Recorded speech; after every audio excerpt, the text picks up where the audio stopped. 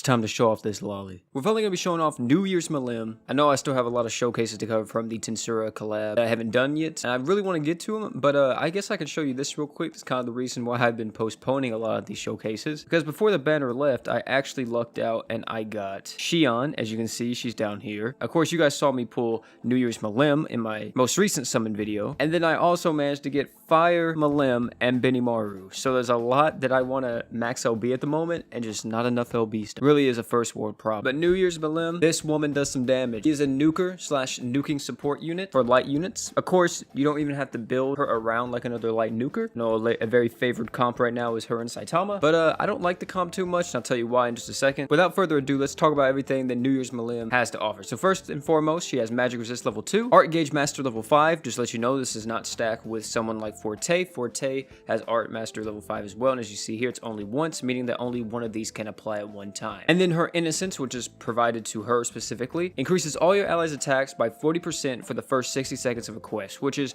really good, solidifies her role as a nuker. 40% free attack just for being on the field for 60 seconds, can't really go wrong with that. These are her slots, and her skill is just an increased attack by 10%, so she has her passive activated plus this, she's getting 50% attack up. Her art is going to be increasing her accuracy by 20% and damage by 60%, and then the true art is a monstrous 65,000% modifier, and you reduce the enemy's light resist by 50% for 12 seconds. This is why she's really good with a lot of other like light nukers, mainly Saitama, but Saitama is very limited, just like how this New Year's Milim is, where Saitama is only tied to the One Punch Man crossover, and if that's not here, then of course you can't get him. So I built a team around her.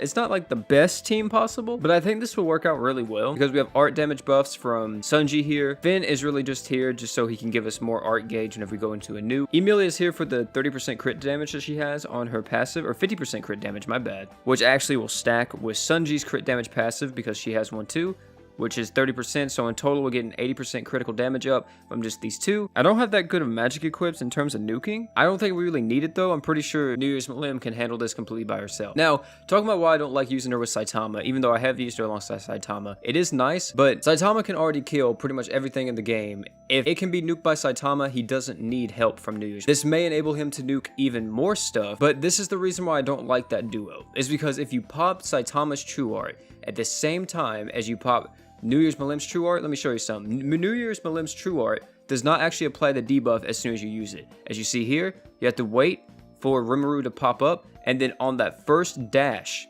the first dash she does right here, that's whenever it actually connects and gets the light resist down. But just this little startup that she has means that whenever you use her with Saitama, Saitama's always going to hit before her. Or you are using her with Saitama, my recommendation is to pop Milim's true art first, wait about a second or two, and then pop Saitama's if you want to use, you know, both of them together and amplify their damage as much as possible. Before we get any further in the video, let me say this. If you're not subscribed yet, you should subscribe to the channel. 40% of you guys are not subscribed to the channel, and it only takes 2 seconds. Because hey, if you subscribe, you don't have to keep typing in my name on the search bar 24/7 to try to watch my video. It just pops up in your sub box. So hey man, why not save yourself some time and click that subscribe button.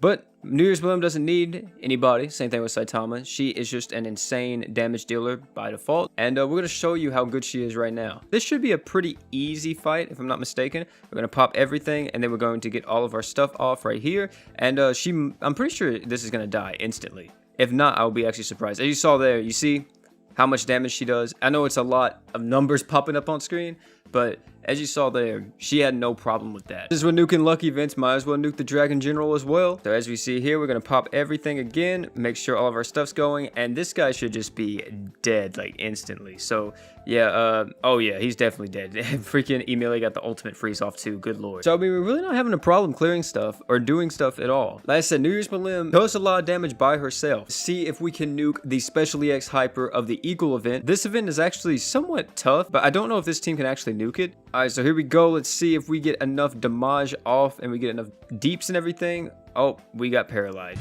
Alright, if everything goes well here, we should be able to nuke this guy, hopefully. Off, we're gonna pop everything. Come on, man. Let me see the damage. Let me see it. And here we go. Let's see if it's a nuke. Is it a nuke? Oh, it's getting kind of close. And there we go.